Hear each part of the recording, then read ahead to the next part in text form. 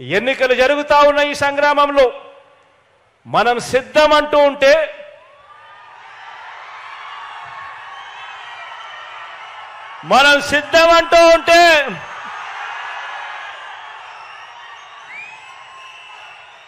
మరో వంక బాబు భార్య మా ఆయన సిద్ధంగా లేడు అంటోంది.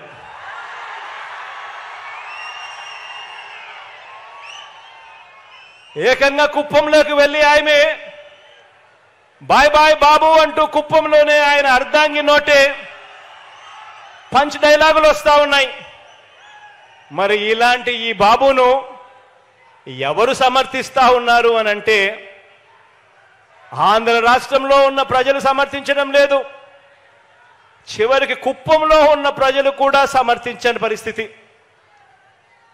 కానీ ఇటువంటి బాబుకి ఎవరు సమర్థిస్తున్నారు అనంటే ఏనాడు ఏపీలో లేనివారు, ఏపీకి రానివారు, వారి సొంత ఊరు ఏదంటే ఎవరికి తెలియని వారు, వారికి మన రాష్ట్రంలో ఓటే లేనివారు, ఇక్కడ మన రాష్ట్రంలో దోచుకోవడం, దోచుకున్నది పంచుకోవడం, దీనికి అలవాటు పడిన వారు మాత్రమే, అలాంటి నాన్ రెసిడెంట్ ఆంధ్రాస్ మాత్రమే చంద్రబాబు నాయుడిని సమర్థిస్తారు. ఆలోచన చేయమని అడుగుతా ఉన్నా. ఇలాంటి పరిస్థితుల మధ్య ఎన్నికలు జరుగుతూ ఉన్నాయి. ఈ ఎన్నికల్లో ప్రతి ఒక్కరూ కూడా మీ అందరితో కూడా ఒకటే కోరుతా ఉన్నా, నాకు చంద్రబాబు నాయుడు గారి మాదిరి నాన్ రెసిడెంట్ ఆంధ్రాస్ మద్దతు నాకు లేదు. నాకు చంద్రబాబు నాయుడు మాదిరి ఒక ఈనాడు మద్దతు లేదు, ఆంధ్రజ్యోతి మద్దతు లేదు, ఒక TV5 మద్దతు లేదు, ఒక దత్తపుత్రుడు తోడు అంతకన్నా లేదు.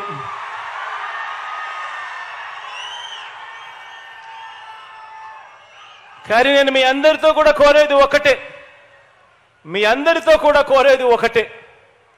మీ ఇంట్లో మాత్రం మీకు మంచి జరిగి ఉంటే మాత్రం,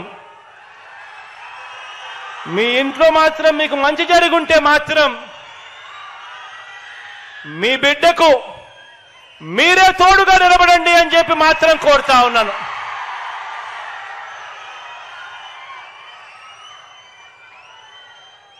నేను పైన దేవుడిని నమ్ముకున్నాను, కింద మిమ్మల్ని నమ్ముకున్నానే గాని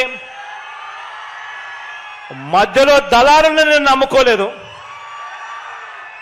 మధ్యలో బ్రోకర్లను నమ్ముకోలేదు, మధ్యలో ఉన్న ఇలాంటి వారిని అంతకన్నా నమ్ముకోలేదు. కాబట్టి మీ అందరితో కూడా ఒకటే చెప్తా ఉన్నా, మీ ఇంట్లో మంచి జరిగిందా లేదా అన్నది మాత్రమే కొలమానంగా తీసుకోండి. అబద్ధాల నమ్మకండి. రాబోయే రోజుల్లో ఇంకా ఎక్కువ మోసాలు చేస్తారు అన్నది కూడా జ్ఞాపకంలో పెట్టుకోండి.